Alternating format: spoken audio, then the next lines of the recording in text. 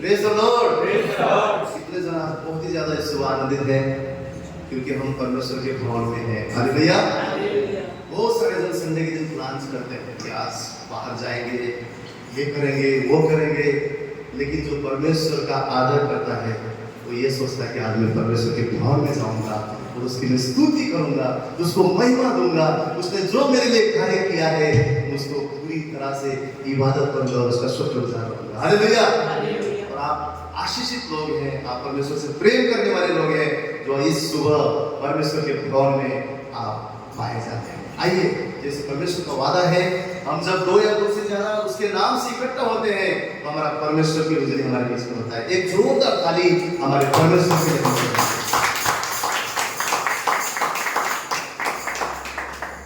आइए, इस समय हम परमेश्वर को धन्य कहें, उसके नाम को ऊंचा उठाए। हमारा यीशु मसीह जो आदर और महिमा की योग्य है। आइए, हमारे हाथों को हम ऊंचा उठाएंगे।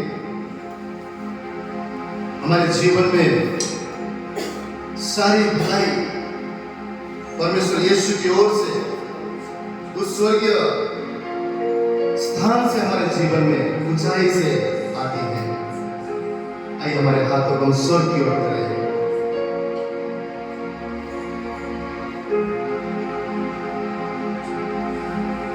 हमारे पूरे मन से, शक्ति से, आत्मा और सच्चाई से आज हमारी जिंदा परमेश्वर की महिमा हम करने पाएंगे।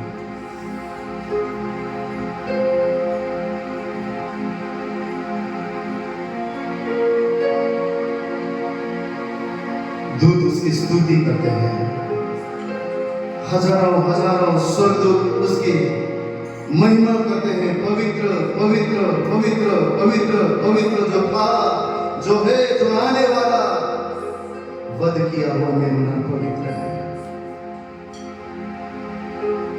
आइए हम उसके संतान इस सुबह, ओ इस धरती में जब हम आराधना करते हैं, स्वर्गदूत हमारे साथ उस परमेश्वर की महिमा पर आराधना करते हैं।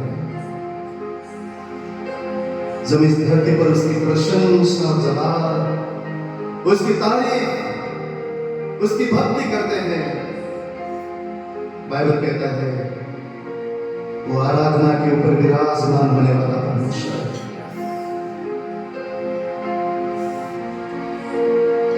इसकी स्तुति हो, इसकी महिमा हो, इसकी जलाल हो, क्योंकि वो योग्य है। हाथ उठा कर हालेलुया यीशु,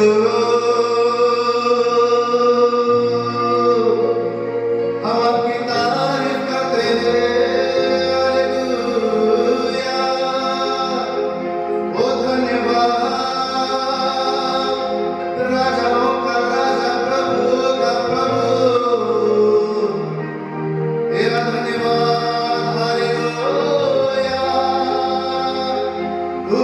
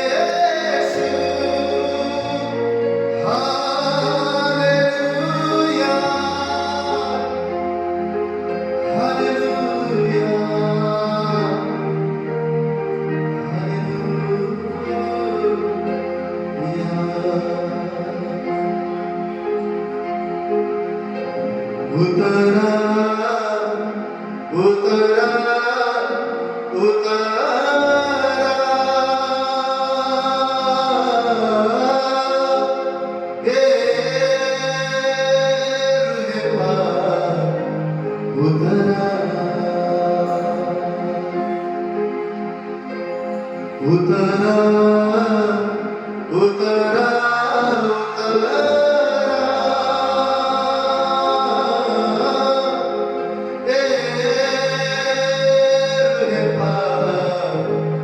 उतरा उसे अपने जीवन में बुलाए। गुरु है पाप की कब्जा हमारे मन में हो, उसके सामर्थ्य को अपने जीवन में मांगे। सब जन अपने हाथों को उठाकर वो उस परमेश्वर से विनती करे। पिता कहता है मुझ पिता से मांगो तो मैं मेरी आत्मा क्यों तुम्हें ना दूंगा, मैं सामर्थ्य क्यों तुम्हें ना दूंगा। उसकी सामर्थ्य को, उसकी अग्नि को, उसके अभिषेक को अपने जीवन में आने दें। सब जन अपनी ऊंची आवाज में उससे कहे उतरा उतरा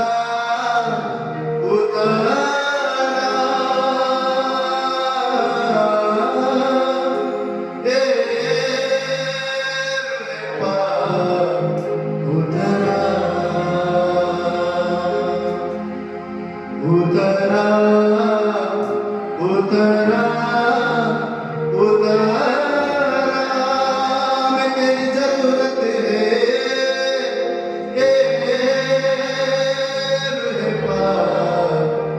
उतरा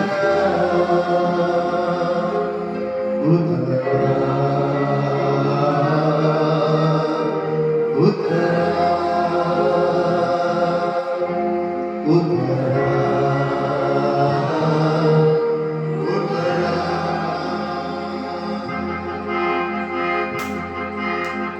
आसमानी खुशी से भर गए मुझको, आसमानी खुशी से भर गए मुझको, एक नया मेरा गीत नया मेरा। आसमानी खुशी से भर गए मुझको, आसमानी खुशी से भर गए मुझको, एक नया मेरा गीत नया मेरा। उतरा उतरा उतरा तेरे पास उतरा उतरा उतरा उतरा तेरे पास उतरा उतरा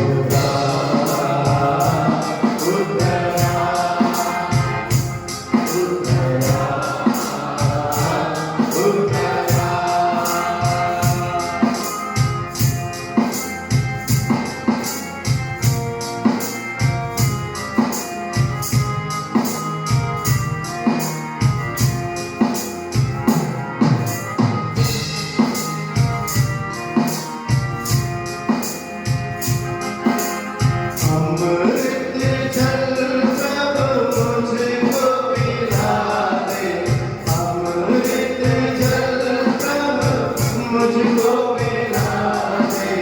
दिल में रह के प्यास बुझा दे, दिल में रह के प्यास बुझा दे। चश्मा बन के उछल जा, चश्मा बन के उतरा उतरा उतरा उतरा तेरे पास उतरा उतरा उतरा उतरा तेरे पास उतरा।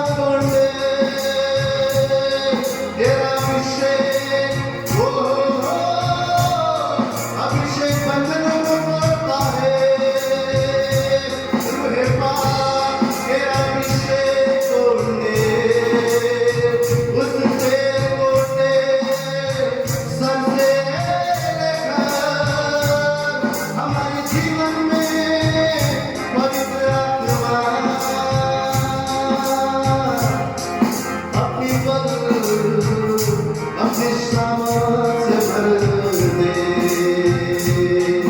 आइए राजा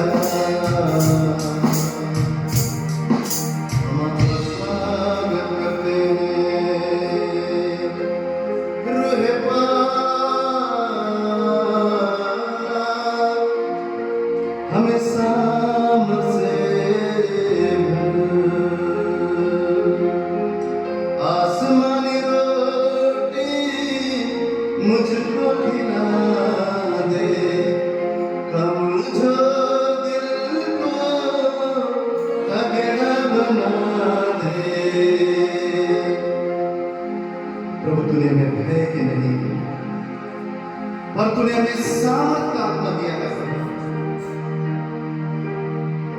तूने हमें बल और शक्ति दिया है। ये हृदय प्रभु कई बार जीवन की परिस्थिति को देखकर कमजोर हो जाता है, परंतु तेरी हुजूरी और तेरी उपस्थिति, तेरा बल और तेरा सामर्थ प्रभु फिर से हमें बलवान बना देता है। हमें तेरी बल की जरूरत है, हमें तेरी झूम की जरूरत है, पवित्र आत्मा हमें तेरे सामर्थ की जरूरत है।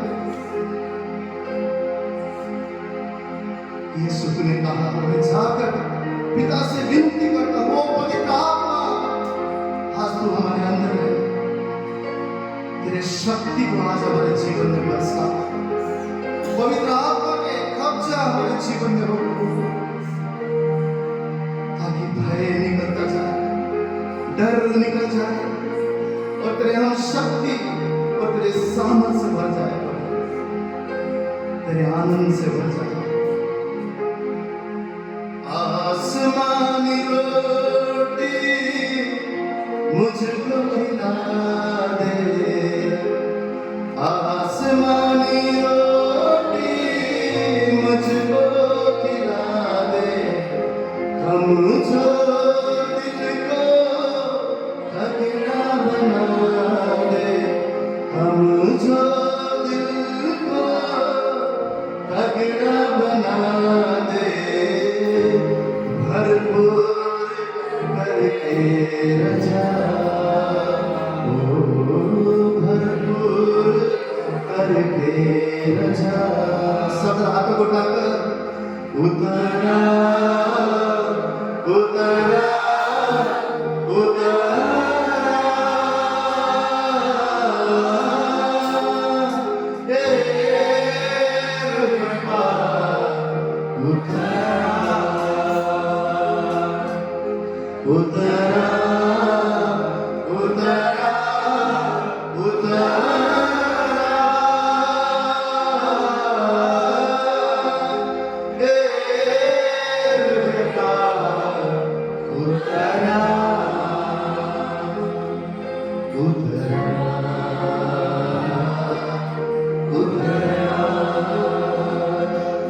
उतरा उतरा, यीशु मसीह के लिए जोरदार तालियां बजाएं। हालेलुया। कितने लोग विश्वास करते कि पवित्र आत्मा को उपस्थिति हमारे बीच में है? आमीन।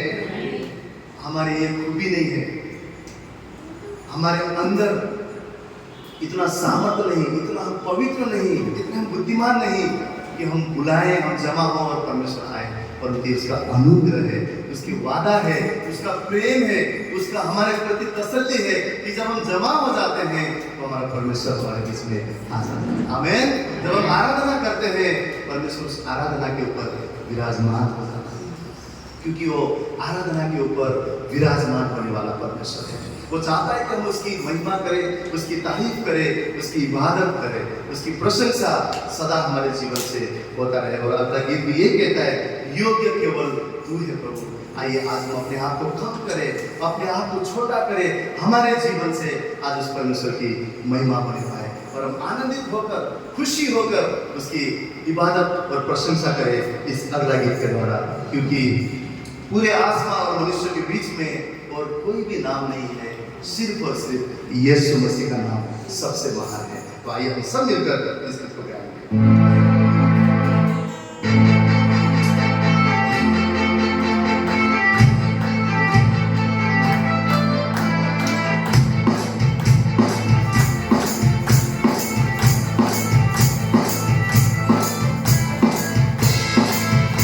सारी दुनिया में गूंज रहा तेरा नाम सुना यीशु नाम हर बिगड़ी बना रहा तेरा नाम यीशु नाम यीशु नाम यीशु के नाम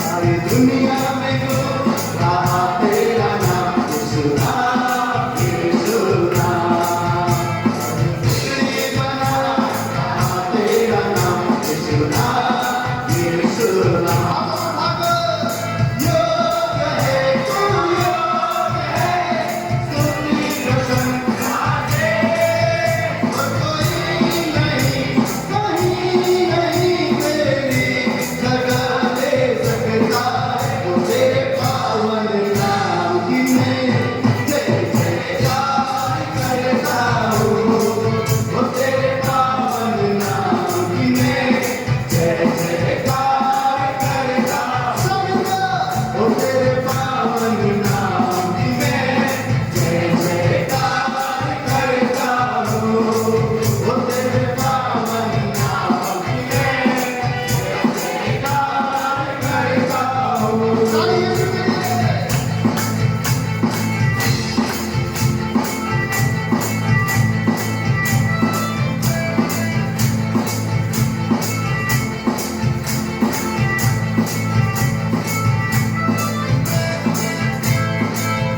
वो आसमां के नीचे मनुष्य के बीच में और कोई नाम नहीं और कोई नाम नहीं आसमां के नीचे मनुष्य के बीच में और कोई नाम नहीं और कोई नाम नहीं पापों को दीवाना चाहिए सुना वो गुनाहों को धोता है पापों को दीवाना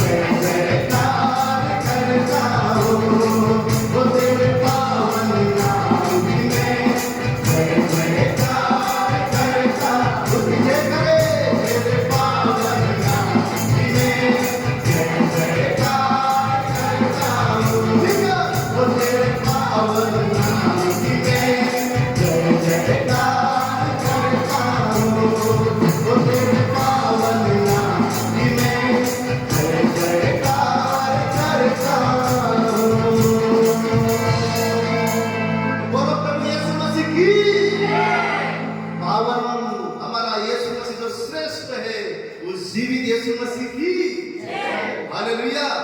सच में सारी दुनिया में यीशु मसीह के समान कोई नहीं है। आमीन। कोई भी नहीं है। ऐसा प्रेम बाइबल बोलता है रोमियो का पुस्तक कि जब मनुष्य पाप ही में था उस समय परमेश्वर ने मनुष्य से प्रेम किया। संसार का प्रेम, मनुष्य का प्रेम, इस संसार का चीजें, यहाँ का प्रेम कैसा है? जब हम किसी से कुछ पाते हैं तो प्रेम करते हैं, जब कोई हमारा अपना है तो हम प्रेम करते हैं, जब हमें कहीं से कुछ उम्मीद है तो हम प्रेम दिखाते हैं। कोई हमसे प्रेम करता है इसलिए हम प्रेम करते हैं। ये संसार का प्रेम। लेकिन परमेश्वर का प्रेम अगाधे प्रेम है कि उस परमेश्वर को हम जब जानते भी नहीं थे, उस परमेश्वर से हम दूर थे, उसके विरुद्ध हम पाप करते थे, ऐसे परिस्थिति में जब हम उसके खिलाफ थे, वैसे ही समय पर ईश्वर की महिमा को छोड़कर आप और मुझे ढूंढते हुए इस संसार में आए। हालेलुया। हम जानते भी नहीं थे, उसने अपना एक करना लहू बहाकर आप और मेरे पापों को उसने धोकर हम अनजान जो परमेश्वर से बिछड़ गए थे, ऐसे लोगों को, ऐसे पापी लोगों को उसने गले लगाया और अपना संतान ठहराया। हालेलुया। ऐसा प्रेम उसने हमें दिया। और जितना हम उसके प्रेम में डूबते हैं, जितना हम उसके प्रेम को महसूस करते हैं, जितना उसके अगाधे प्रेम को हम समझ पाते हैं, एवरी डे उसके साथ हमारे रिश्ता को मजबूत करते हैं, जितना उससे हम प्रेम करते हैं, उतना ही हमारे जीवन उसके लिए महिमा का कारण हो जाता है। जितना हम उसको प्रेम करते हैं उतना आप उसके लिए जिएंगे, उसकी महिमा आप करेंगे। जितना आप उसके नजदीक होंगे उतना उसकी राह पर आप चलेंगे। सच में उसने हमें इसलिए चुना है। बाइबल बोलता है कि जो संसार में जो नाचीज वस्तु है, जिसका कोई मोल नहीं है, ऐसे लोगों को, ऐसे चीजों को मैंने चुना है ताकि उनको मैं अपनी महिमा का कारण बनाऊं। उनके द्वारा मेरी महिमा होने पाए, उनके द्वारा इस संसार जानने पाए कि परमेश्वर कितना अद्भुत है, कितना भला है। तो आप और मेरे को परमेश्वर ने इसलिए चुना है कि हमारे जीवन के द्वारा उस जीवित परमेश्वर की सदा महिमा हो सके। हालेलुया। हमारा केवल गीत गाना नहीं, हमारा केवल कलीसिया आना नहीं, हमारा केवल लोगों के लिए प्रार्थना करना नहीं, लेकिन आपका और मेरा जीवन का स्वभाव भी बदला हुआ नया जीवन को देखकर भी लोग परमेश्वर को जानने पाए। बाइबल क्या बोलते हैं? तुम्हारा आपस के प्रेम को देखकर लोग पिता की बढ़ाई करते हैं। हालेलुया। तो परमेश्वर ने हमारे सारे अंधकार को हटाकर, पाप को हटाकर, आंसू को हटाकर, जो गंदगी था उसको हटाकर नए गीतों से ढाका हुआ है, अपने प्रेम से हमें ढाका हुआ है। जितना उसके प्रेम की गहराई में हम डूबते हैं उतना ही हमारे जीवन में भी लोग उसके प्रेम को देख पाते हैं। इसलिए परमेश्वर में बने रहना जरूरी है, परमेश्वर के प्रेम को जानना जरूरी है। सिर्फ होठों से नहीं, हृदय से उसकी महिमा करना जरूरी है। और हृदय से आप तभी आराधना कर सकते हैं जब आप परमेश्वर से प्रेम करते हैं। तो आइए हमारा हृदय उसकी चाहत करे, उससे ढूंढे, उससे खोजे, सदा उसकी महिमा करे, हमारा मन उससे प्यार करने पाए, ताकि परमेश्वर का महान उपस्थिति सदा हमारे जीवन में हो और ये दुनिया जाने कि सच में परमेश्वर भला है। हालेलुया। आपका मेरा जीवन एक गवाही बनने पाए। केवल जो परमेश्वर ने कार्य किया है वो नहीं, परंतु हमारा आचरण यीशु के जैसे होने पाए, हमारा स्वभाव यीशु के जैसे होने पाए, ताकि संसार हमारे जीवन के प्रेम को देखकर मसीह की वर्णन करने पाए। हालेलुया। तो आइए मिलकर जो राजाओं का राजा है, जिसका प्रीति लय भारी, जिसकी कृपा लय भारी, आइए इस गीत को हम गाएंगे। जो इस गीत बोलता है कि बोला कृष्ण महाराज की जय। आइए हम मिलकर इस सुबह जय जयकार करें। आपको पता है, आप बोलते हो कि कितने बार परमेश्वर के जय जयकार करने का, लेकिन मैं आपसे कहता हूँ जब आप यीशु मसीह की जय जयकार करते हैं, शैतान भागता है, शैतान थरथराता है, बीमारी भागता है, आपके जीवन का अशांति दूर हो जाता है। वो उसकी जय जयकार करने से आप जयवंत से भी बढ़कर हो जाते हैं, क्योंकि वो महान है, वो सामर्थी है। और शैतान एक ही नाम से मरता है, यीशु का नाम। यीशु के नाम से वो थरथराता है। तो आइए सब मिलकर इस गीत को गाएंगे। बोला कृष्ण महाराज की जय।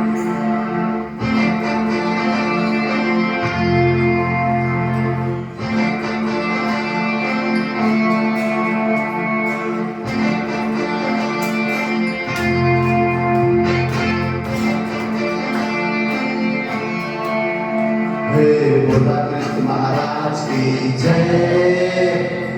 बोला कृष्ण महाराज की जय। बोला कृष्ण महाराज की जय, बोला कृष्ण महाराज की जय।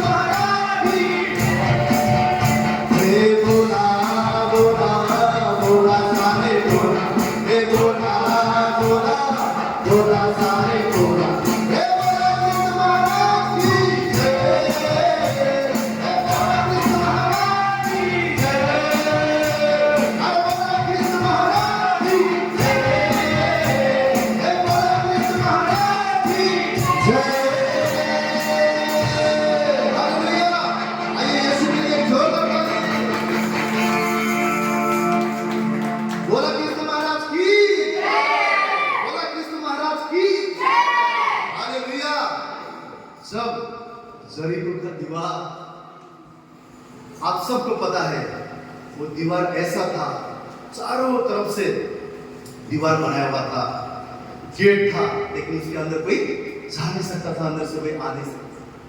परंतु परमेश्वर ने कहा अब तुम यहाँ पर इसके चारों तरफ फेरे लगाओगे, और सिर्फ फेरे नहीं लगाओगे परंतु परमेश्वर की जय जयकार करोगे। जब उन्होंने ऐसा किया, जय जयकार करते हुए, परमेश्वर की भक्ति करते हुए, वो परमेश्वर की जय हो, उसकी प्रशंसा, आराधना, इबादत करते हुए जब वहां पर चक्कर लगाने लगे, तो वहां का जो दीवार था वो क्या हो गया? टूट गया। आपके जीवन की जो दीवारें हैं, परमेश्वर की आराधना उसे तोड़ता है। आपके जीवन के जो बंधन हैं, परमेश्वर की आराधना उसे तोड़ देता है। जब सिलास और पौलुस उस बंदी गृह में आराधना कर रहे थे रात को, तो ये आश्चर्य की बात है, आश्चर्य की बात है कि ऐसे समय, ऐसी परिस्थिति में परमेश्वर की आराधना कर। लेकिन बाइबल यही सिखाता है, परमेश्वर हमें यही सिखाता है। उस बंदी गृह में रात को वो भक्ति करते हैं, आराधना करते हैं, परमेश्वर की महिमा करते हैं, प्रार्थना करते हैं, प्रभु तू कितना महान है, वो परमेश्वर तू कितना सामर्थ्य, उसकी बढ़ाई करते हैं। और बाइबल बोलता है वहां पे भूकंप आता है, वो वहां के जो कैदियों के जो सकली थे, बंधे हुए जो थे, वो टूट जाता है, दीवारें टूट जाता है, वहां पर महान सामर्थ का कार्य होता है। जब आराधना करते हैं, आपके बंधन और जकड़ने टूट जाता है, और वहां पर इतना सामर्थ का कार्य हुआ, वो जेलर आगे भाग के डर के मारे भागता, कहीं चले तो नहीं गए, परंतु परमेश्वर के लोग वही थे। और उस दिन उसने विश्वास किया, वो आराधना ना सिर्फ उनके जीवन को छुड़ाया, परंतु कईयों के लिए वो आशीष का कारण बना। आपका आराधना आपकी दीवार पर नहीं पड़ेगा, आपके हालातों को ही नहीं बदलेगा, लेकिन उस परिस्थिति को देखकर अन्य जाति भी विश्वास करेंगे कि वाकई उनका परमेश्वर जिंदा परमेश्वर। हालेलुया। आराधना करना ना छोड़े, उसकी तारीफ करना ना छोड़े।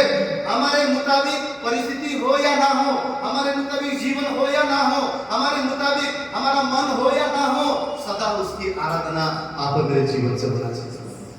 उसकी आराधना हमारे मूड के ऊपर डिपेंड नहीं है, उसका वचन पढ़ना हमारे मूड के ऊपर डिपेंड नहीं है, उसके भवन में आना हमारा मूड के ऊपर डिपेंड नहीं है। हमारा महान परमेश्वर है जो उस चीज का योग्य है, हमने आना है, उसकी आराधना करना है, उसकी प्रतिष्ठा करना है। भले परिस्थिति हमारे मुताबिक हो ना हो, सदा इस जीवन से उसके नाम की तारीफ होने चाहिए। हालेलुया।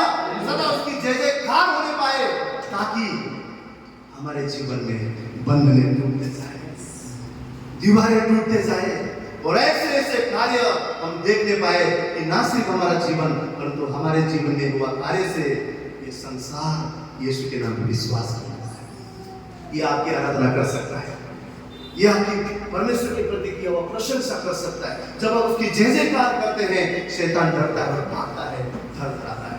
आइए इस समय हम सब आत्मा में इस परमेश्वर की महिमा करें, उसे कहे प्रभु तुझसे और कोई महान नहीं है, तेरे जैसा और कोई सामर्थ्य नहीं है, तू इसलिए तारीफ के योग्य है क्योंकि तू अकेला जिंदा परमेश्वर है, तू मेरा खुदा है। आइए मिलकर उसकी प्रशंसा और तारीफ करें।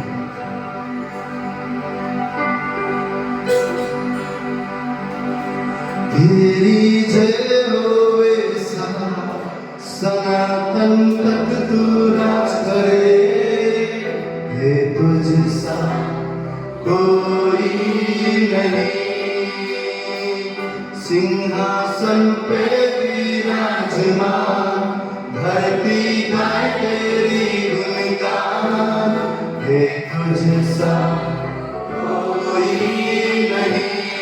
तेरी जय हो, तेरी जय हो सदा, सनातन तक तू राज करे, हे तुझसा कोई नहीं, सिंहासन पे विराजमान, धरती गाए तेरी गुणगान, हे तुझसा कोई नहीं। घुटनों पे आते हैं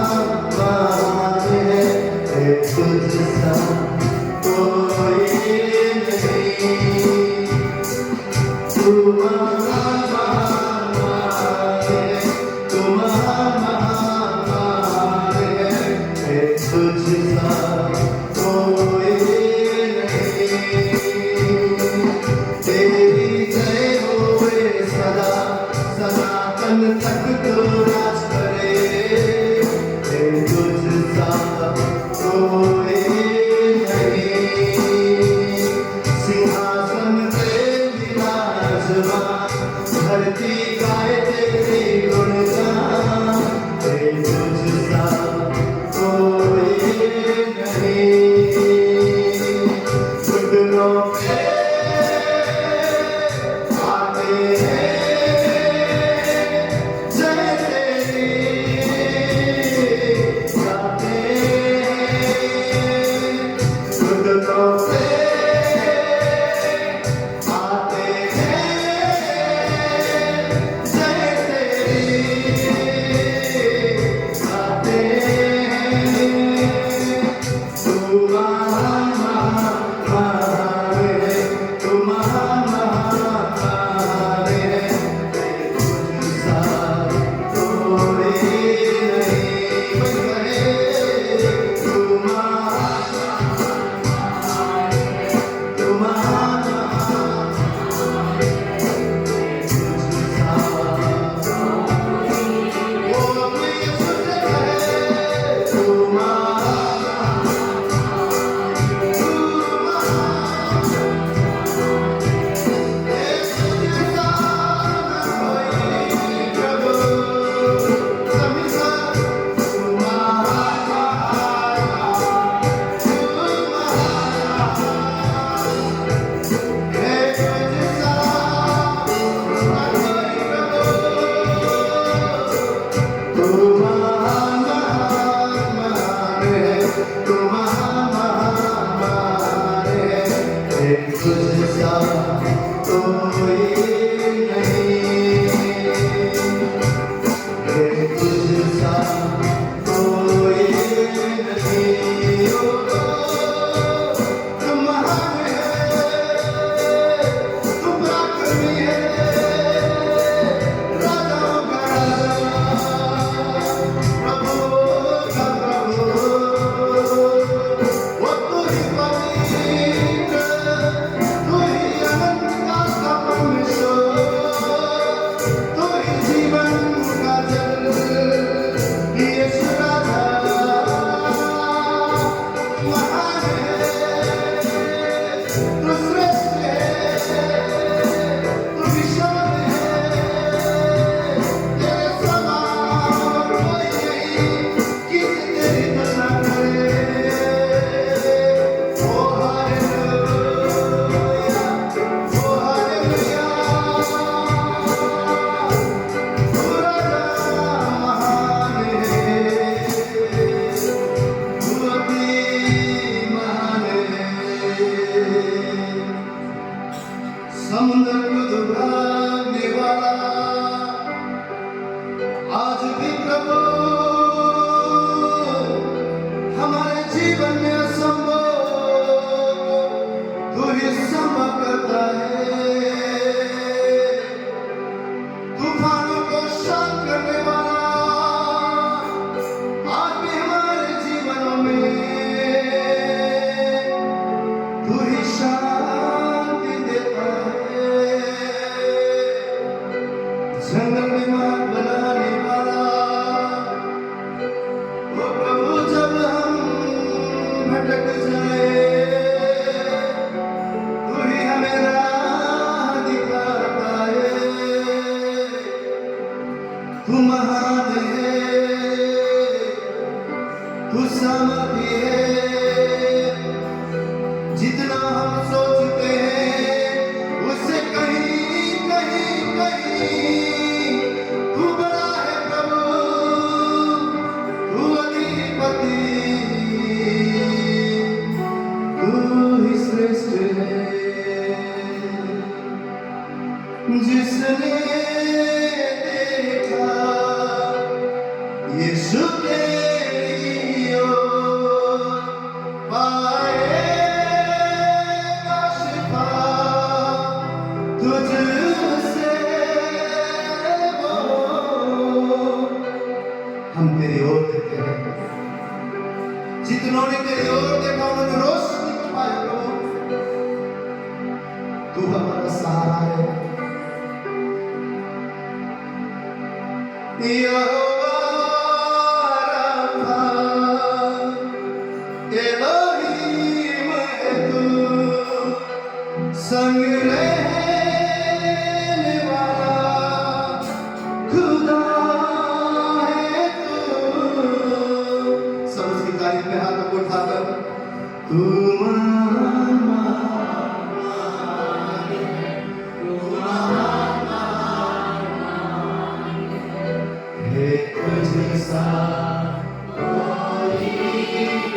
वो अपनी बुलंदी आवाज में उसे कहे तू महान है, तू महान है, तुझसा कोई नहीं।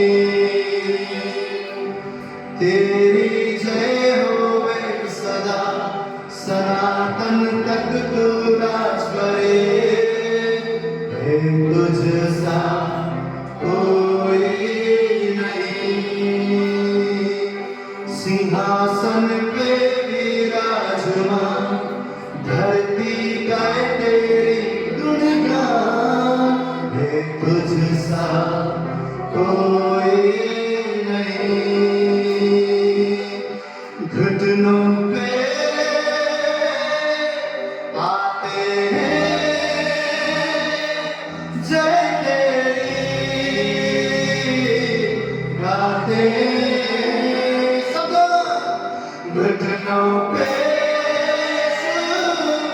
आते हैं प्रभु जय तेरी, हालेलुया गाते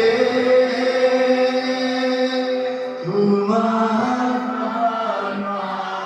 है, तू महान है, तुझसा कोई नहीं। सब कहे यीशु राजा तू महान है, तू महान है।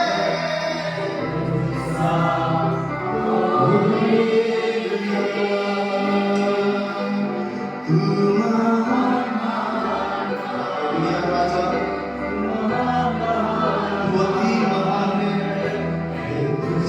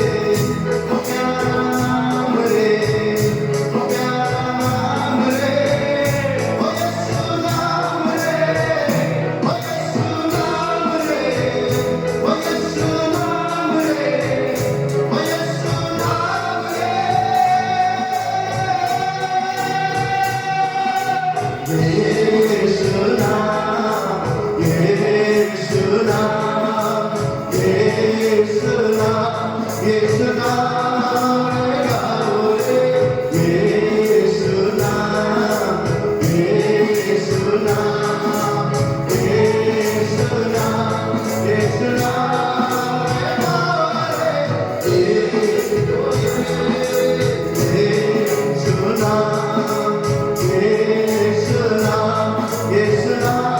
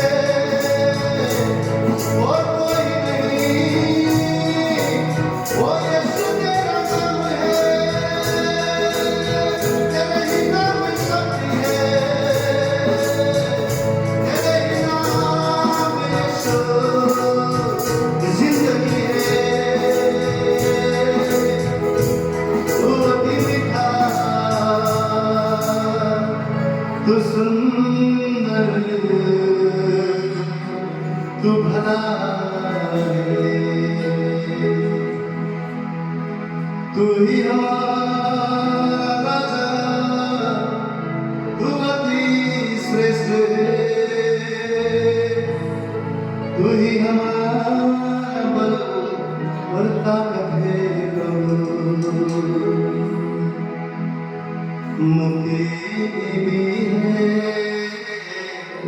शक्ति भी है, भक्ति भी है, सुना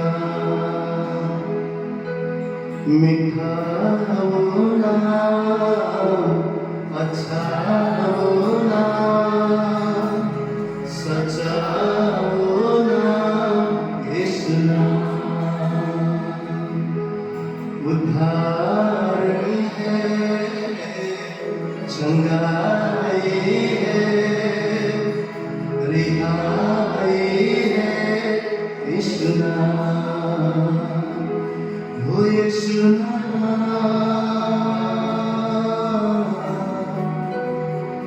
वो यीशु नाम,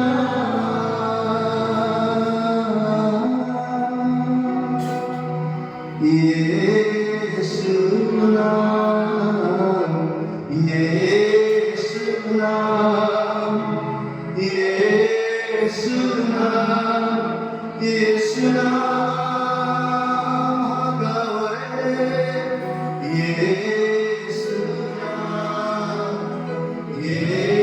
यीशु नाम, यीशु नाम, यीशु नाम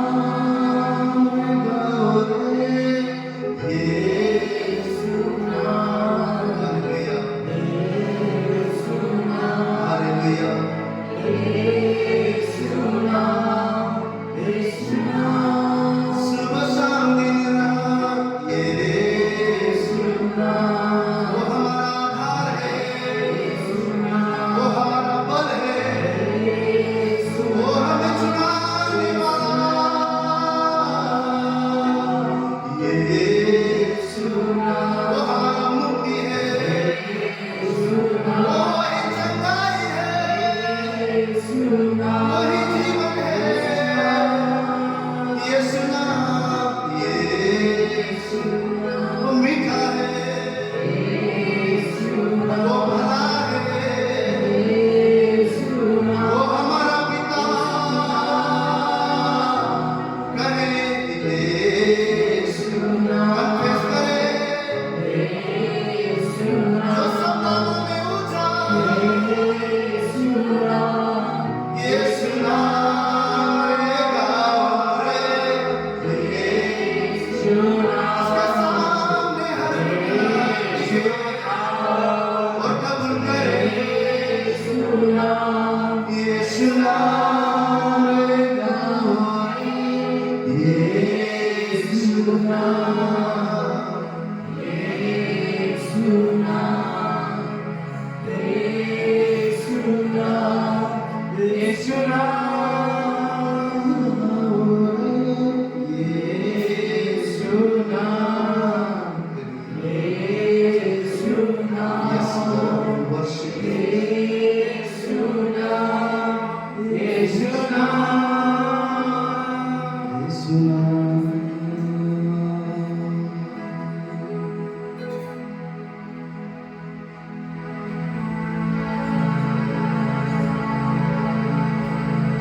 सच प्रभु, हम तुझे चक्कर देगा,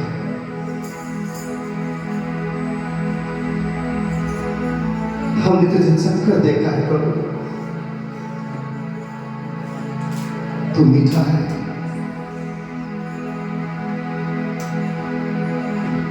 तूने हम पर रस खाया है प्रभु, तूने हमसे प्रेम किया है,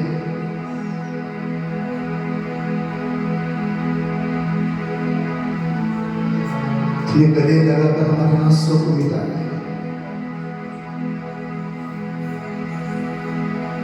तूने हमारे अपराध को धोकर अपना संतान बनाया है। आज हम अनाथ नहीं है, अब्बा पिता स्वर्गीय पिता हमारा पिता है। आज हम अकेले नहीं हैं, इमानुएल परमेश्वर हमारे संग है। आज हम डरते नहीं हैं, घबराते नहीं हैं, क्योंकि पवित्र आत्मा हमारे अंदर है। और हम तुझे धन्यवाद करते हैं। हम इस प्रेम के योग्य नहीं थे प्रभु, इस अनुग्रह के योग्य नहीं थे, इस दया के हम योग्य नहीं थे, फिर भी तूने हम पर अनुग्रह किया, दया किया, अपने लहू से हमें धोकर शुद्ध किया। आज हमारा जीवन तेरे प्रेम की गवाही है परमेश्वर। आज हमारा जीवन तेरे अनुग्रह की गवाही है प्रभु। आज हमारा जीवन तेरी तरस का गवाही है, तेरे उस अगाध प्रेम का गवाही है प्रभु। आज तेरी हुजूरी में प्रार्थना करता हूं कि मन भी सदा तुझसे प्रेम करने पाए, कि जीवन सदा तेरी चाहत रखने पाए प्रभु, कि नजर सदा तेरी ओर रहने पाए। जिस मकसद से तूने हमें चुना है, हमारे जीवन से तेरी महिमा होने पाए प्रभु। चाहे सुख हो, चाहे दुख हो, चाहे अकेले हो, कहीं भी हम क्यों ना हो, हर हालात में हमारे जीवन से तुम बढ़ने पाए, तेरी आराधना और जय जयकार होने पाए, क्योंकि तू मीठा है, तू मधुर से भी मीठा है। जब हमें ठुकराया गया प्रभु, तूने हमें सीने से लगाया। जब हम आंसू में थे प्रभु, तूने हमें सांत्वना दिया। जब हम उस बीमार बिस्तर में थे प्रभु, तूने हमें उठाया, तूने हमें चंगा किया। तेरे भलाई के लिए हम तुझे धन्यवाद करते हैं, स्तुति करते हैं प्रभु, तेरी महिमा करते हैं। सदा तेरे उपकारों को ये मन याद करने पाए, ये हृदय सदा तेरे प्रेम को याद करने पाए, तेरे उस क्रूस की बलिदान को ये मन कभी न भूले प्रभु। सदा हृदय तेरी चाहत रहे। मीठा होना, अच्छा होना, सच्चा होना, यीशु नाम। मीठा होना, अच्छा होना, सच्चा होना, यीशु नाम। मीठा होना, अच्छा होना, सच्चा होना, यीशु नाम।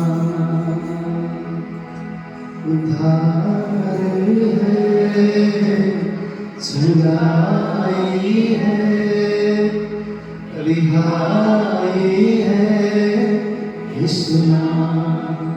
थैंक यू लॉर्ड, तूने हमें रिहा किया, तूने उस जीवन के पुस्तक में हमारे नाम को लिखा। तेरा धन्यवाद करते हैं। तूने कहा इस बात से खुश हो जाओ कि उस पुस्तक में तुम्हारा नाम लिखा गया है। आज हम खुश होते हैं प्रभु, मगन होते हैं, आनंदित होते हैं प्रभु, क्योंकि उस जीवन के पुस्तक में तूने हम सबका नाम दर्ज किया है। सारा आदर तुझे हो, सारी महिमा तुझे हो, सारा सम्मान तुझे मिले प्रभु। धन्यवाद करते हैं। आगे का समय तेरे हाथ में सौंप है। ये वचन से सुबह तो हमसे बात करने वाला है, इसलिए तेरा धन्यवाद। आदर और गौरव और महिमा हमारे जीवन को धार करता प्रभु यीशु मसीह। धन्यवाद। यीशु के नाम से प्रार्थना हर एक जगह है। आइए केवल और केवल यीशु मसीह के लिए एक बार खड़े होकर हम जोरदार ताली बजाएं।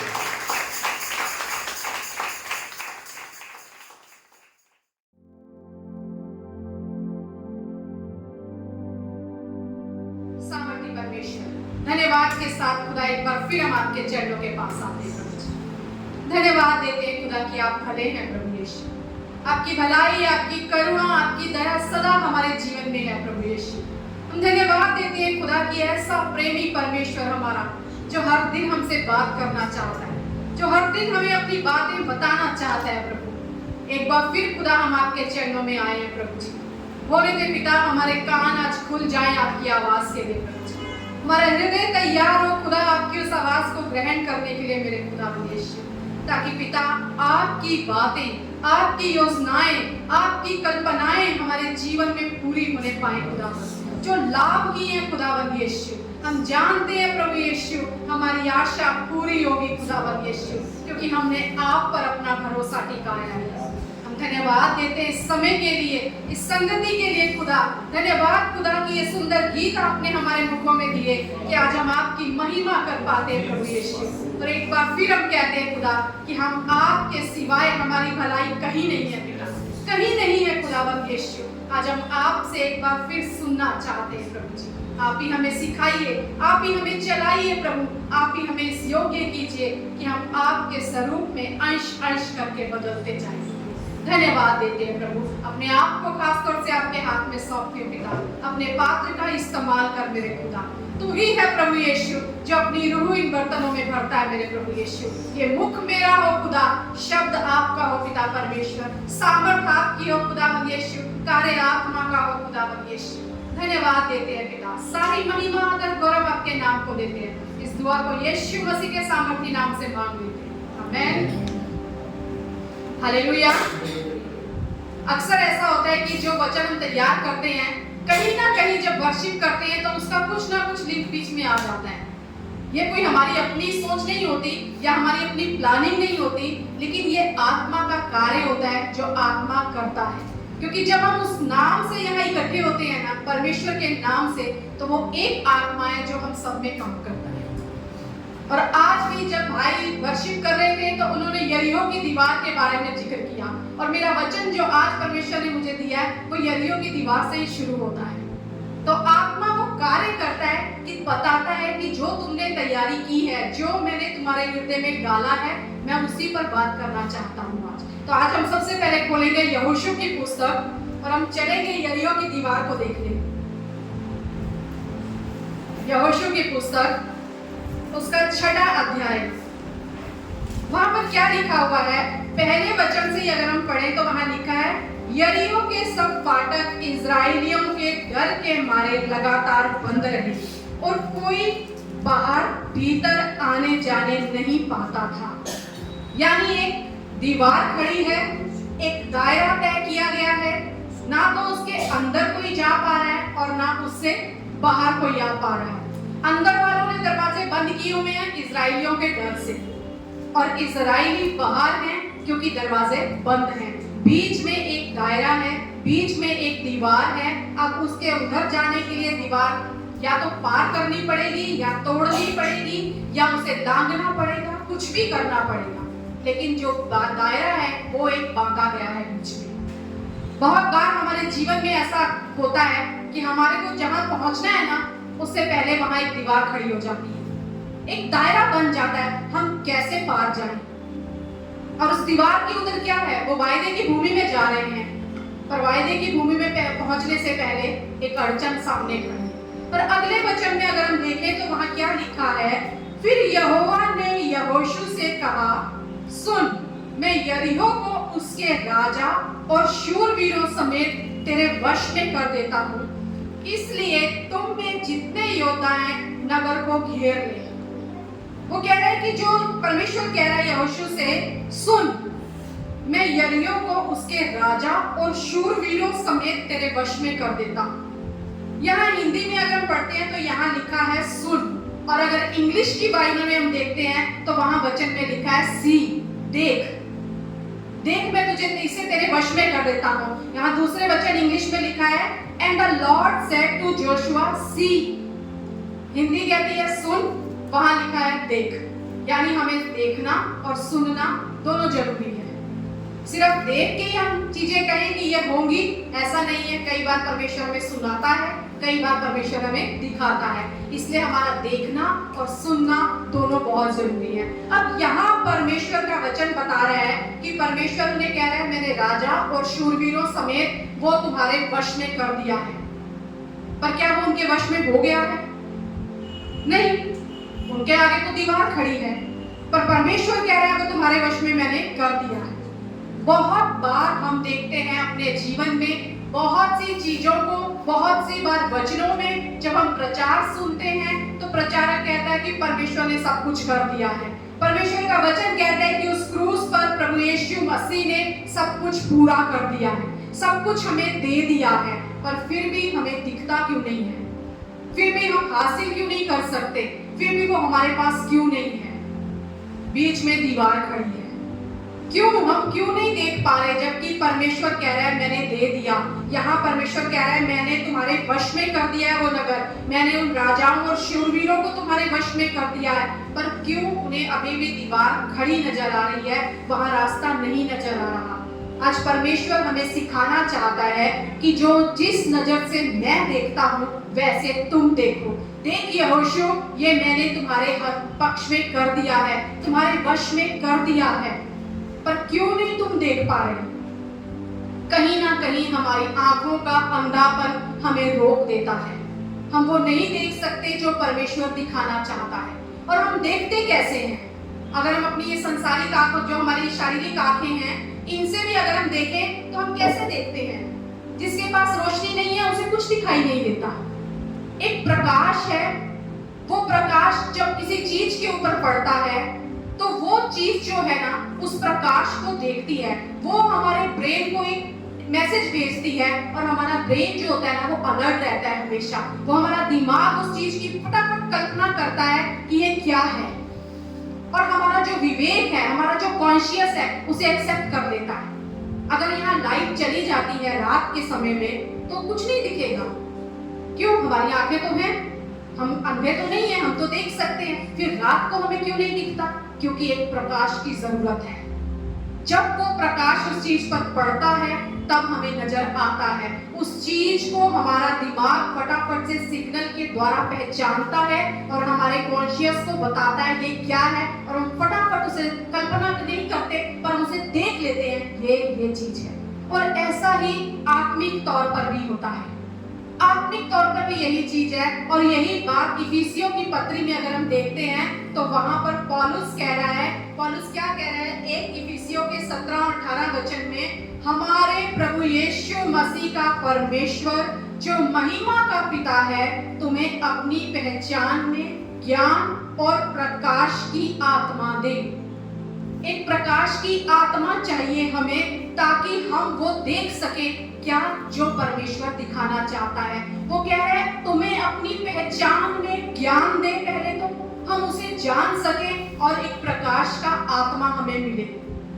जब ये प्रकाश का आत्मा हमारे पास होगा तब हम आत्मिक तौर पर, जब ये प्रकाश उन चीजों पर पड़ेगा, हमारा ब्रेन अलर्ट हो जाएगा, वो उसे देख पाएगा और हमारे कॉन्शियस को बताएगा देख ये तेरे लिए है।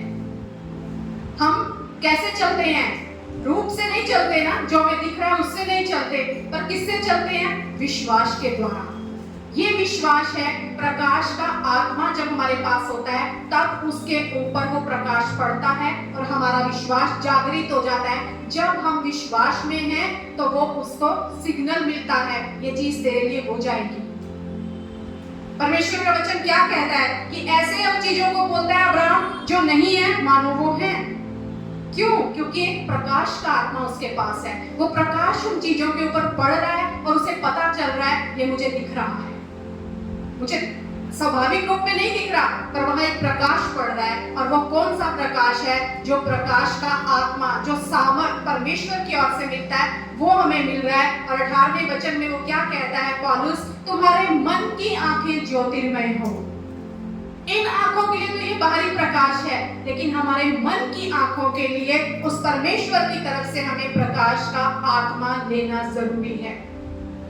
वो प्रकाश का आत्मा हमारे यहाँ जरूरी है। कई बार हमें लगता है हम चर्च में आते हैं, सालों से आ रहे हैं, हम वचन जानते हैं, हम प्रार्थना करते हैं, सब कुछ मेरे लिए हो रहा है, लेकिन फिर भी हम कई चीजों को नहीं देख पाते।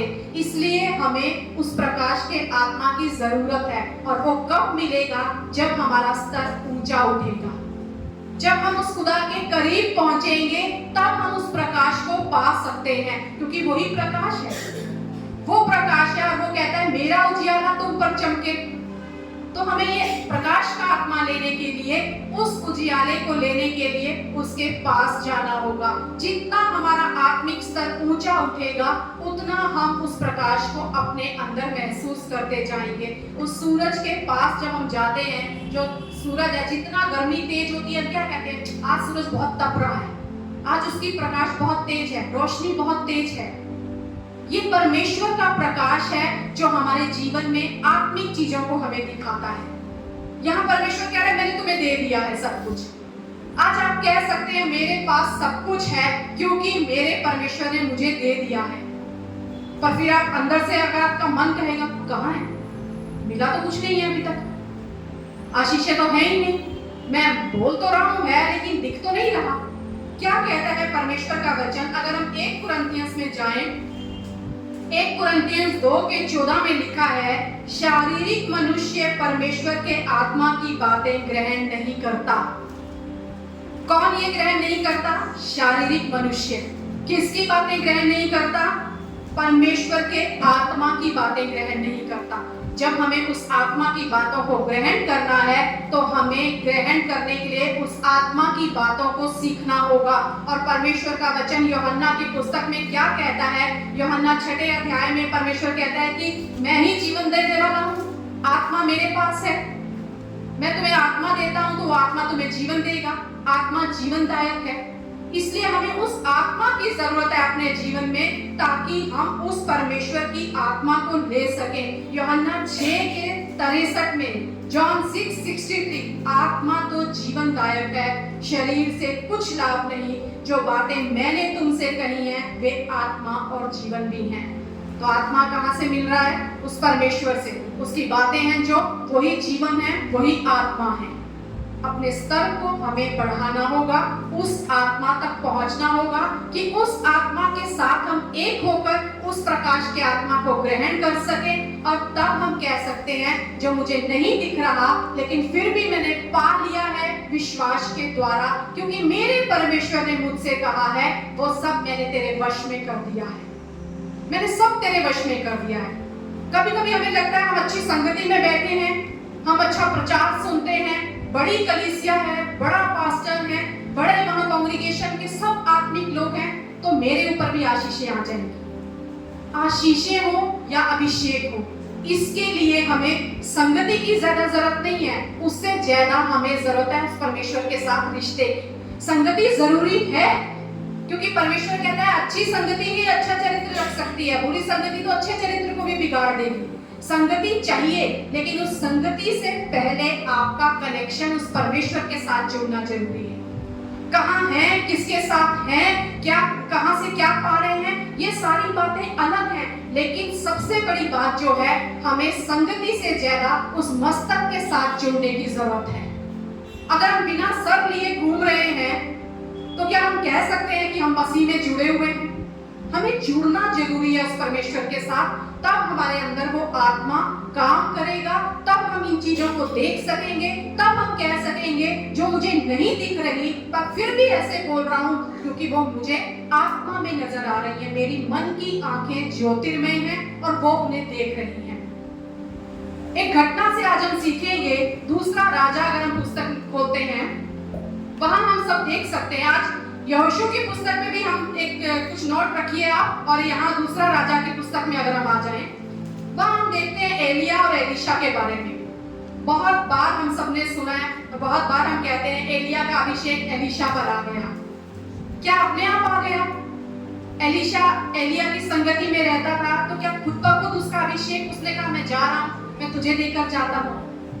सालों एलिशा एलिया के साथ रहा, वो देखता रहा वो क्या कर रहा है, जहां वो जाता था वो उसके साथ जाता है। लेकिन अगर हम यहाँ वचन पढ़ते हैं दूसरा राजा में, दूसरा राजा का हम 9वां वचन अगर देखें वहां लिखा है, उनके पार पहुंचने पर एलिया ने एलीशा से कहा, इससे पहले कि मैं तेरे पास से उठा लिया जाऊं, जो कुछ तू चाहे कि मैं तेरे लिए करूं वह मांग। यहाँ एलिया एलीशा से कह रहा है, जो कुछ तू चाहता है मैं तेरे लिए करूं, वो तू मुझसे मांग। और वो एलीशा क्या कहता है? एलीशा ने कहा, तुझ में जो आत्मा है उसका दूना भाग मुझे मिल जाए। कई बार परमेश्वर अगर हमारे सामने आकर हमसे कहे ना, मांगो तुम्हें क्या चाहिए, हमारी लिस्ट तो अलग रहती है। यहाँ एलीशा की लिस्ट अलग है। एलीशा क्या कह रहा है? जो तेरे ऊपर अभिषेक है ना, उसका दूना भाग मुझे मिल जाए, मुझे दूना भाग मिल जाए। कई बार हम ये प्रे करते भी हैं कि परमेश्वर जिस तरह एलिया का दूना भाग एलीशा को मिला, मुझे भी वो दुगना भाग मिल जाए। पर क्या जब एलीशा ने मांगा तो एलिया ने उसको दे दिया?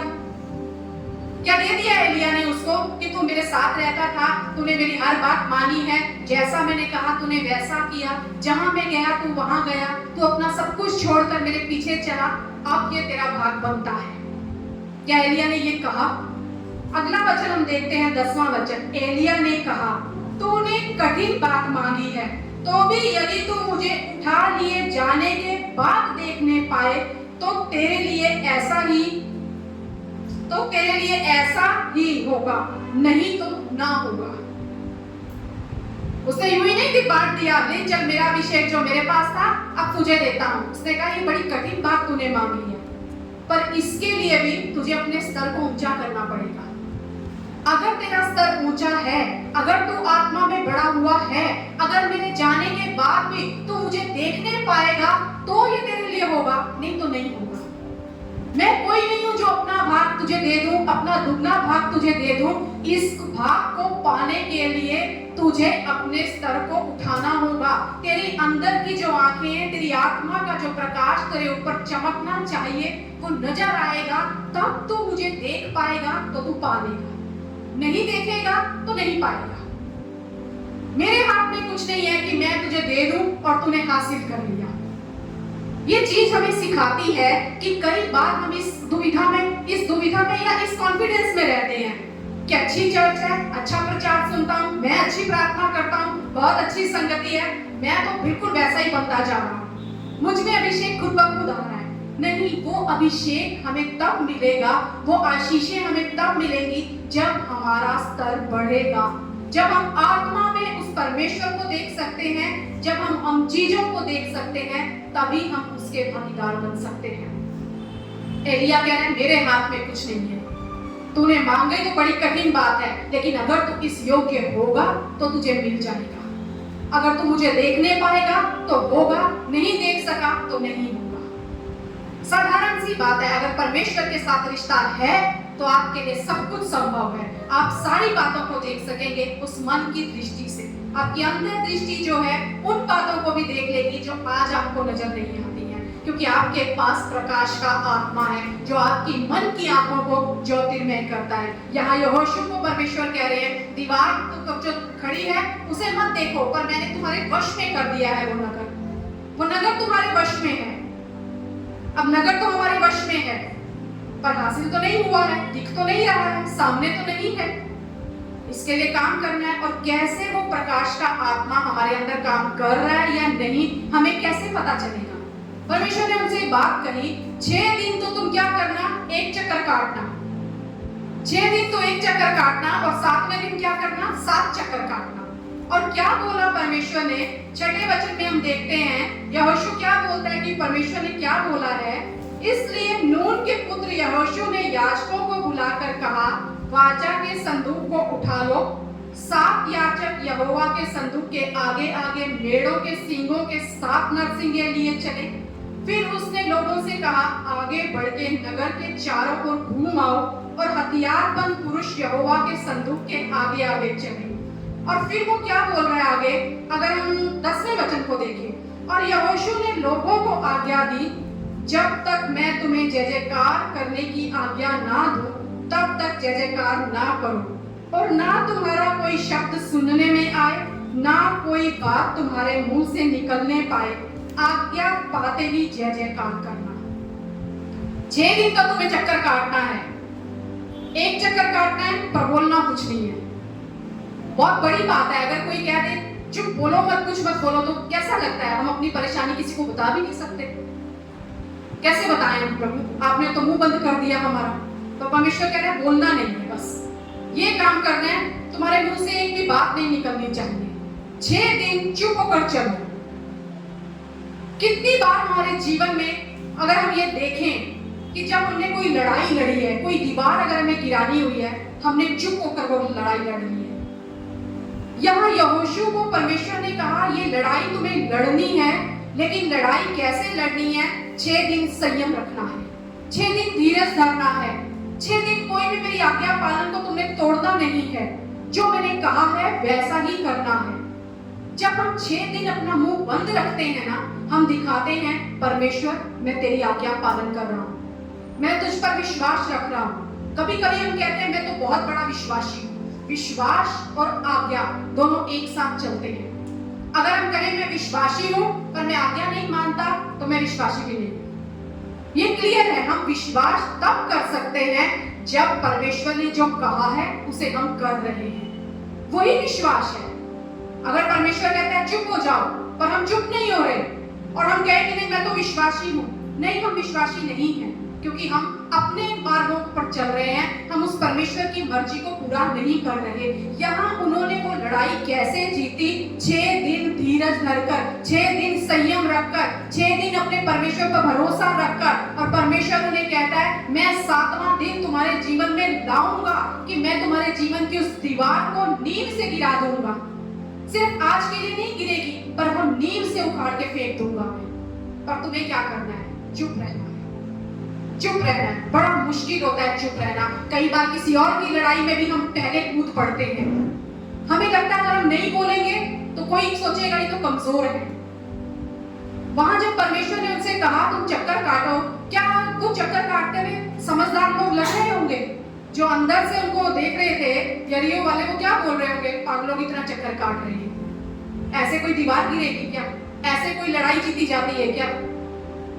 पर उन्होंने ना हथियार उठाया, ना उन्होंने कोई लोगों को मारा, ना उन्होंने उस दीवार को तोड़ा, लेकिन वो जानते थे ये युद्ध हमारा नहीं है, ये युद्ध उस परमेश्वर का है। जिसने कहा है बस मानो मेरी बात, जिसने कहा है बस भरोसा रखो मेरे ऊपर, वो उस दीवार को गिरता हुआ नहीं देख रहे थे, लेकिन वो काम कर रहे थे जो परमेश्वर ने उनसे कहा था। और यहोशू ने कहा बस मुंह से कोई बात ना निकालना। जब हम अपना मुंह खोल देते हैं ना, मुंह खोलते हैं तो हम परमेश्वर के खिलाफ काम करते हैं। परमेश्वर यहाँ कह रहे हैं दीवार तुम्हारे लिए खड़ी है, लेकिन बस तुम ये करो चुप होकर चलो, चुप होकर चलो। क्या यीशु मसीह के जीवन में अगर हम देखें तो क्या उन्होंने कभी अपने विरोधियों को जवाब दिया? कोई जो भी उनको कुछ बोलता था क्या यीशु मसीह जवाब देते थे? हर जगह लिखा यीशु शांत रहा, यीशु शांत रहा।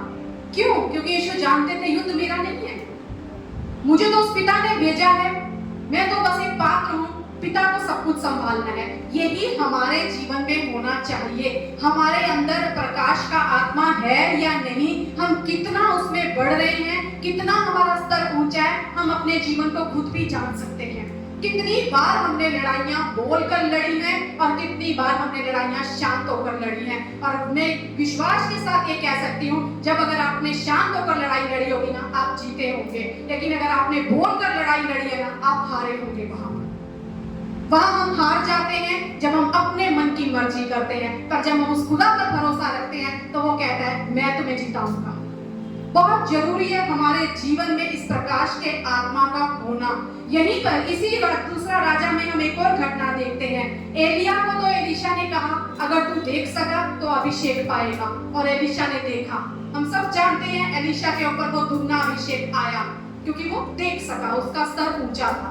पर अगर हम इसी में 6 अध्याय में चले तो वहां एलीशा और उसका सेवक है। अब एलिया का सेवक तो एलीशा था, अब एलीशा का सेवक जो है वहां पर एक और व्यक्ति है, वो गेहजी है। हम इस दोनों घटनाओं में एलिया के सेवक एलीशा और एलीशा के सेवक गेहजी, इनसे सीख सकते हैं कि संगति ही खाली हमारे जीवन को नहीं बदल सकती, सिर्फ संगति ही नहीं बदल सकती। अगर एलीशा सिर्फ एलिया से ही संबंध रखता तो शायद वो अभिषेक ना पा पाता। इस घटना में हम देखते हैं कि आराम का जो राजा है वो इजराइलियों के साथ युद्ध करना चाहता है, उसने छावनी डाली हुई है।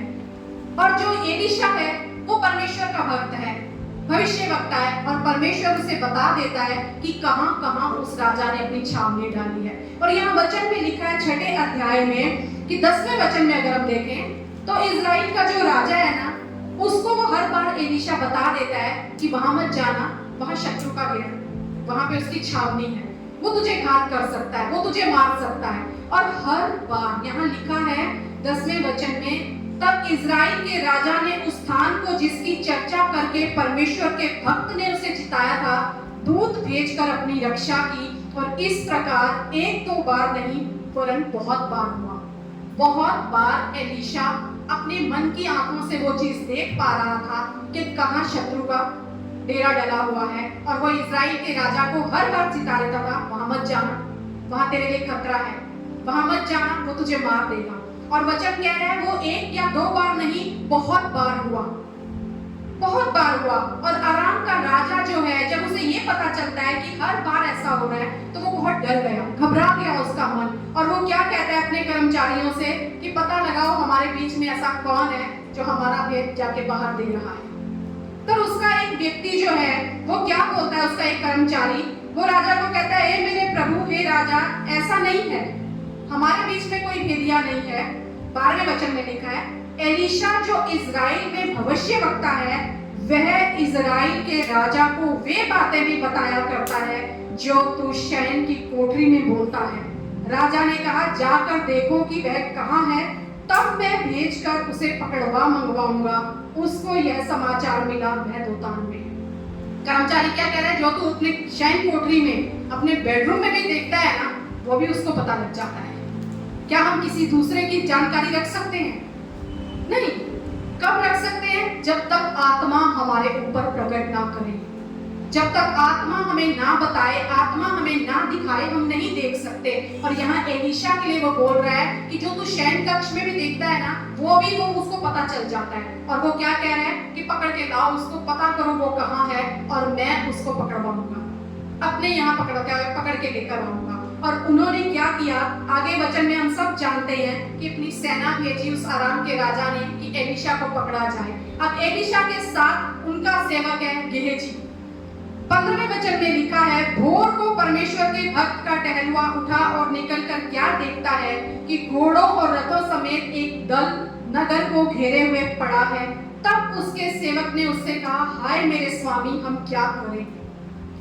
उसने देखा एक भीड़ है, पूरा हम घिरे हुए हैं, तो वो डर गया और क्या कह रहा है, अब हम क्या करें स्वामी? और आगे क्या लिखा है 16वें वचन में, एलीशा ने उससे कहा, मत डर, क्योंकि जो हमारी ओर है वह उनसे अधिक है जो उनकी ओर है। तब एलीशा ने यह प्रार्थना की, हे यहोवा, इसकी आंखें खोल दे कि यह देख सके। वो प्रार्थना कर रहा है, पर एलीशा क्या बोल रहा है? वो कह रहा है कि जो हमारी ओर है वह उनसे अधिक है जो उनकी ओर है। इस बात को यहोशू जानता था कि जो हमारी ओर है ना, वो बड़ा है। इसीलिए वो कहता है, बस चलो, मुंह मत खोलो, कुछ मत करना, क्योंकि जो हमारी ओर है वो बड़ा है, वो हमारा युद्ध लड़ेगा। यहाँ एलीशा जानता है मुझे डरने की जरूरत नहीं है, क्योंकि मेरे साथ तो वो है जो उनकी ओर से बड़ा है। जो उनके साथ है वो तो सब छोटे हैं, पर मेरे साथ अकेला मेरा परमेश्वर सबसे बड़ा है। और वो उसे कह रहा है, उसके लिए प्रार्थना कर रहा है, और क्या कह रहा है, हे यहोवा, इसकी आंखें खोल दे, इसकी आंखें खोल दे। और जब वह देख सका, तो परमेश्वर का वचन कहता है, तब यहोवा ने सेवक की आंखें खोल दी, और जब वह देख सका तो क्या देखा, एलीशा के चारों ओर का पहाड़ अग्नि में घोड़ों और रथों से भरा हुआ है। जब प्रार्थना की गई, उसकी आंखें खुली और उसने देखा एलीशा तो परमेश्वर की उस छत्र छाया में है। एलीशा को तो परमेश्वर ने घेरा हुआ है, परमेश्वर के दूत उसके चारों ओर है, वो अग्नि रूपी पहरा उसके चारों ओर है, उसका कोई कुछ नहीं बिगाड़ सकता। तो यहाँ एक क्वेश्चन है, क्या एलीशा ने जब गेहजी के लिए प्रार्थना करी तो गेहजी की आंखें खुल गई? हमेशा के लिए खुल गई? सिर्फ गेहजी की आंखें उस दृष्टांत के लिए खुल गई। फिर भी गेहजी की आंखें बंद ही हैं, क्योंकि जब हम देखते हैं कि नामान कोढ़ी जब एलीशा के पास में आता है और आकर जब कहता है कि मुझे चंगाई चाहिए, वो उसे चंगाई देता है। उसके बाद जब वो एलीशा को तोहफे देने लगता है तो एलीशा तो मना करता है, लेकिन गेहजी के बारे में क्या लिखा है? गेहजी उसके पीछे भागते हैं, उसके पीछे भागते हैं और कहते हैं मुझे वस्त्र दे दे 2 जोड़ी, चांदी दे दे मुझे, ये जो तेरा सामान है ये दे दे। वो उससे वो मांगने लगते हैं। प्रार्थना तो एलीशा ने की, इसकी आंखें खुल जाई, पर वो सिर्फ उसी टाइम के लिए खुली, हमेशा के लिए आंखें खुल गई ऐसा नहीं हुआ। क्यों? क्योंकि उसका संबंध उस परमेश्वर के साथ जुड़ा हुआ नहीं था। उसकी अपने पास अपनी मन की आंखें खुली हुई नहीं थी, वो प्रकाश का आत्मा उसके पास नहीं था। और हम सब जानते हैं कि गेहजी का अंत क्या हुआ। गेहजी को वो कोढ़ मिला जो नामान का कोढ़ था। क्यों? गेहजी ने अपना वो अभिषेक खो दिया।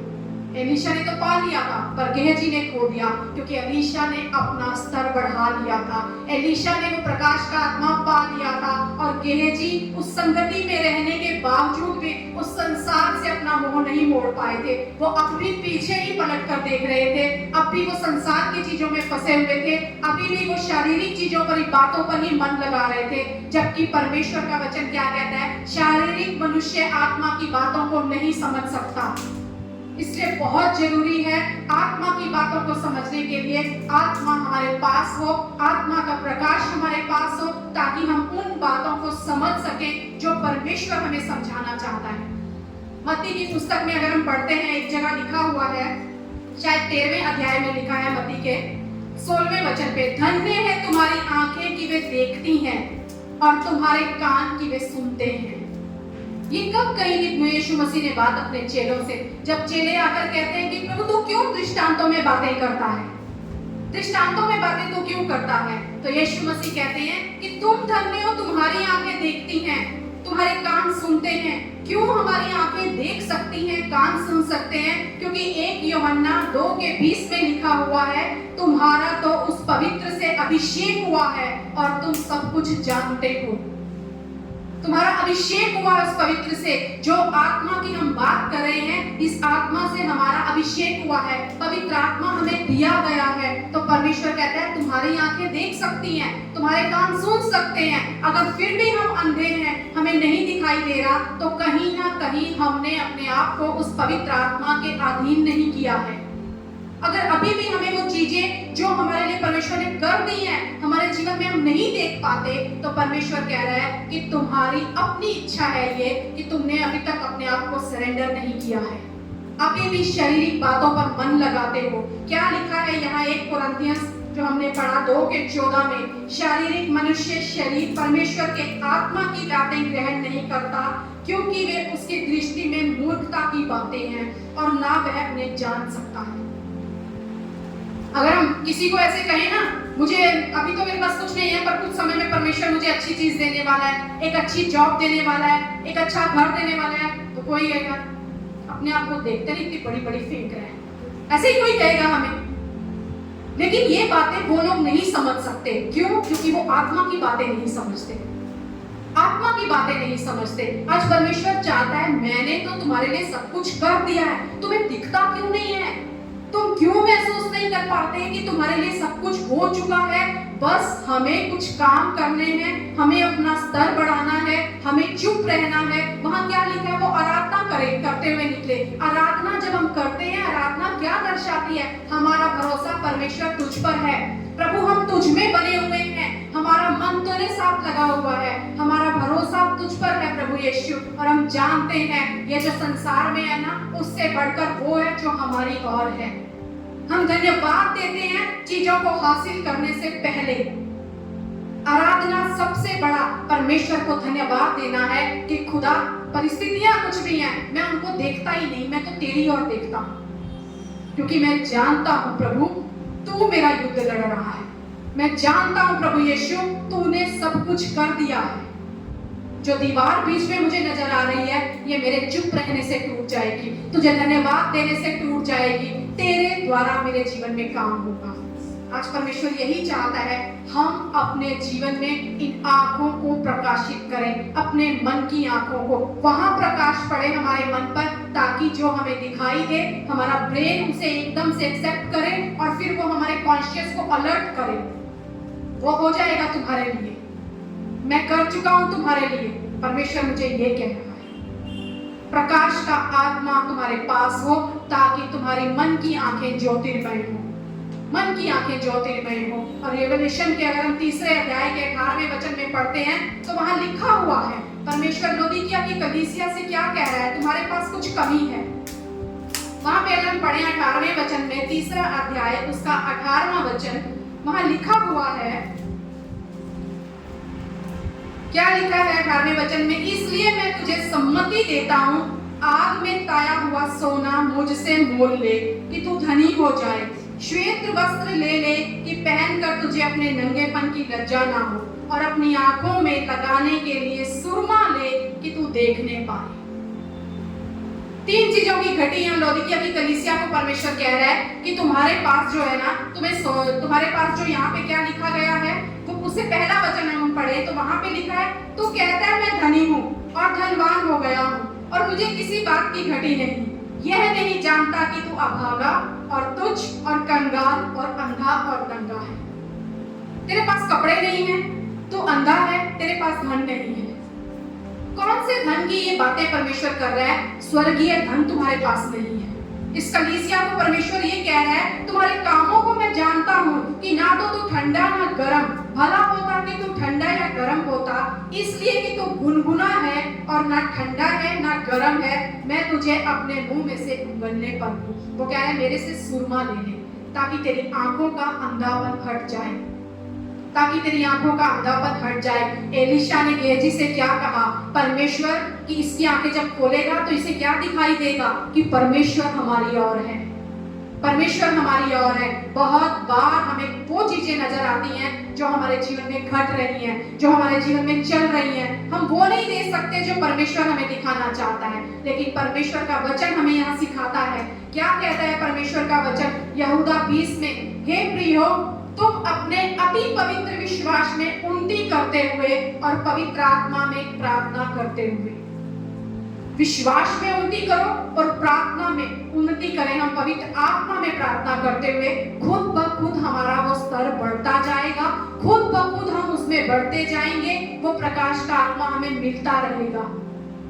और किन चीजों को, कौन सी दीवारों को अपने जीवन से हटाना है और कहां हमें देखना है, अपने उस पिछले जीवन को छोड़कर, अपने शत्रु की ओर नजर ना टिकाकर, अपने हालातों पे नजर ना टिकाकर, हमें अपनी नजर उस परमेश्वर की ओर टिकानी है। अगर हम फिलिपियों की पत्री में पढ़ते हैं, वहां एक वचन है 14 अध्याय का 8वां वचन, वहां लिखा हुआ है तुम्हें कहां नजर टिकानी है, अपनी कहां नजर टिकानी है, कहां से तुम ये सुरमा ले सकते हो। यशायाह 55 में परमेश्वर का वचन कहता है, जो प्यासा है, जो भूखा है, वो मेरे पास आए, मेरे पास आए, तुम में जो जिस भी भोजन वस्तु की घटी है मैं वो तुम्हें दूंगा।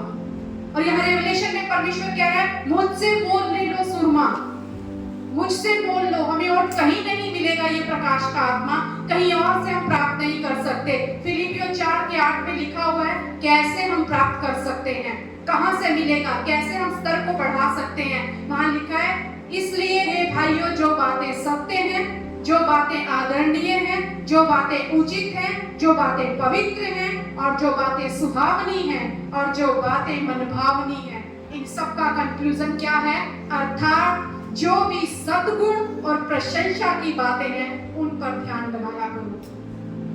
सद्गुण और प्रशंसा की जो बातें हैं उन पर ध्यान लगाया करो। फिजूल की सारी बातों को छोड़ दो, वो तुम्हारे अंदर सिर्फ अंधापन लेकर आएंगे। शत्रु पर नजर लगाना हम बंद करें, अपने पिछले जीवन पर नजर लगाना बंद करें, अपने पिछले हालातों पर नजर टिकाना हम बंद करें, कौन क्या कर रहे हैं हम नजर लगाना बंद करें। जब परमेश्वर ये कहता है ना, मुझसे सुरमा लो ताकि तुम्हारा अंधापन दूर हो, तो ये नहीं कहता कि तुम दूसरों को अच्छे से देख सको, परमेश्वर कहता है मुझे अच्छे से देख सको। इसलिए तुम्हें सुरमे की जरूरत है ताकि तुम मुझे पहचान सको, मेरी नजर से तुम देख सको। आज हम परमेश्वर से कहें कि प्रभु मैं सारी बातों से अपनी नजर हटाकर तेरी और अपनी नजर टिकाना चाहता हूँ, ताकि वहां से प्रकाश का आत्मा मुझे मिले और जिन चीजों को तूने मुझे दे दिया है लेकिन मैं देख नहीं पा रहा हूँ प्रभु, मैं उन्हें देख पाऊं, मैं उन्हें देख पाऊं, मैं ऐसे कह पाऊं जो अभी तो नहीं दिखती लेकिन मैं कह पाऊं मानो मेरे लिए वो हो चुका है, मानो मेरे लिए वो हो चुका है। लौदीकिया की कलीसिया से परमेश्वर कह रहा था, सुरमा आकर मुझसे मोल ले लो। अगर आज हमें कहीं ना ऐसा महसूस होता है या ऐसा लगता है हमारे जीवन में ये बातें क्यों नहीं हो रही हैं, मुझे क्यों नहीं दिख रही हैं, जब हम उस नजर से देखने लगेंगे ना तो हम पा लेंगे उन चीजों को। हम पा लेंगे। कब पा लेंगे? पाने से पहले पा लेंगे। हम पहले ही धन्यवाद देना शुरू करेंगे, पहले ही हम जान लेंगे मेरी ओर से परमेश्वर लड़ रहा है, वो मुझे देना चाहता है। आज हम अभिषेक पाना चाहते हैं, आज हम आशीषें पाना चाहते हैं, आज हम सब कुछ पाना चाहते हैं, लेकिन परमेश्वर कहता है क्या तुम मुझे पाना चाहते हो? क्या तुम अपनी आंखों के लिए सुरमा पाना चाहते हो? क्या प्रकाश का आत्मा पाना चाहते हो ताकि तुम्हारी आंखें ज्योतिर्मय हो सके? अगर तुमने वो पा लिया तो तुमने सब कुछ पा लिया, कुछ भी तुमसे छूटा ना रहेगा। परमेश्वर कहता है कि जब मैंने अपने इकलौते पुत्र को तुम्हें दे दिया तो क्या मैं बाकी चीजें ना दूंगा? तो यानी वो दे सकता है, उसने दे दी है, पर हमने क्यों नहीं ली? क्योंकि हमने देख ही नहीं पा रहे हैं। आज हर तरफ से अपनी नजर हटाकर, हर तरफ से, अपने हालातों से, परिस्थितियों से, अपने शत्रु से, अपनी बीमारी से, अपने घर के हालातों से, अपने बोझ से, हर एक चीज से अपनी नजर हटाकर कहिए खुदा मैं अपनी नजर तेरी ओर टिकाता हूँ और मैं जानता हूँ कि तू मेरे लिए बहुत है। परमेश्वर तू जब मेरे जीवन में प्रकाश का आत्मा देगा तो मैं सारी बातों को पूरा होता हुआ अपने जीवन में देखूंगा और उन्हें पालूंगा अपने स्वाभाविक आंखों में के द्वारा भी, स्वाभाविक आंखों के द्वारा भी मैं पालूंगा। आज मैं चाहती हूँ हम प्रार्थना करें, हर एक जन प्रार्थना करे कि परमेश्वर जो कुछ मुझे दिख रहा है लेकिन मैं महसूस नहीं कर पाता कि क्या मैं इन्हें पा सकूंगा, पर आज मैं चाहता हूँ मेरी मन की आंखें खोले। आइए हम प्रार्थना करें। सामर्थी परमेश्वर, धन्यवाद के साथ खुदा हम तेरे चरणों में आते हैं प्रभु जी। बहुत कुछ हमने तुझसे मांगा है प्रभु यीशु, पर आज हम एक बात मांगते हैं खुदा कि हम तुझे देखना चाहते हैं प्रभु यीशु। आज हमारी इन आंखों को खोल मेरे खुदावन यीशु, जिस तरह एलीशा ने प्रार्थना की, गेहजी की आंखें खुल गई प्रभु यीशु। हम चाहते हैं प्रभु सिर्फ एक बार के लिए नहीं खुदावन यीशु, हमेशा के लिए हमारी इन आंखों को तू ज्योतिर्मय कर पिता परमेश्वर। तेरा ज्ञान हम पर प्रकट हो प्रभु यीशु, तेरी पहचान हम पर प्रकट हो प्रभु यीशु, तेरा आत्मा जो प्रकाश का आत्मा है वो हम पर प्रकट हो आज खुदावन यीशु, ताकि पिता हम कह सके प्रभु यीशु कि मैं रूप देखकर नहीं चलता, मैं विश्वास के द्वारा चलता हूँ, मैं वो हासिल करूंगा जो मेरे खुदा ने मुझे दे दिया है प्रभु। आज हम दुआ करते हैं खुदावन यीशु, हमारी नजर हम तेरी ओर टिकाते हैं पिता, सारी उन बातों से हटाकर प्रभु जी, सारी फिजूल की बातों से हटाकर प्रभु यीशु, सारे पीछे संसार को छोड़कर पिता परमेश्वर, शत्रु को छोड़कर प्रभु यीशु, अपने बोझ को उतार कर पिता परमेश्वर, अपनी बीमारी को ना देखकर खुदावन यीशु, पर आज हम तेरी ओर अपनी नजर टिकाते हैं प्रभु। और ये तेरा वायदा है कि जितनों ने मेरी ओर नजर की, जितनों ने मेरी ओर नजर की, उन्होंने ज्योति को पाया है प्रभु यीशु। तेरे इस वायदे को आज हम पुकारते हैं खुदा, हम अपनी नजर तुझ पर टिकाते हैं और तेरी ओर से प्रकाश को पाते हैं प्रभु यीशु। और हम जानते हैं प्रभु जब ये प्रकाश का आत्मा हम पर उतरेगा हम कभी लज्जित ना होंगे प्रभु जी, हमारा मुंह कभी काला ना होगा पिता परमेश्वर, लेकिन हम जयवंत से बढ़कर होंगे खुदावन यीशु, क्योंकि वो हमारी ओर है खुदा, जो शत्रु है उनसे बढ़कर हमारी ओर ठहरने वाला हमारा खुदा है प्रभु यीशु। आज हम धन्यवाद देते हैं पिता कि जब हम तुझे पुकारते हैं प्रभु तू हमारे जीवन में काम करता है मेरे खुदावन यीशु। धन्यवाद देते हैं प्रभु यीशु, होने दे खुदा हम तेरी नजरों से देख सके मेरे प्रभु यीशु, होने दे पिता परमेश्वर हम वो पा सके दोहरा अभिषेक पिता परमेश्वर, हम वो देख सके खुदा जो तूने हमें दिखाया है प्रभु यीशु। तू कहता है जब तुम मेरी नजर से देखोगे तो तुम पालोगे प्रभु। धन्यवाद देते हैं खुदा, सारी महिमा आदर गौरव आपके नाम को देते हैं और इस दुआ को यीशु मसीह के सामर्थी नाम से मांग लेते हैं। आमेन आमेन।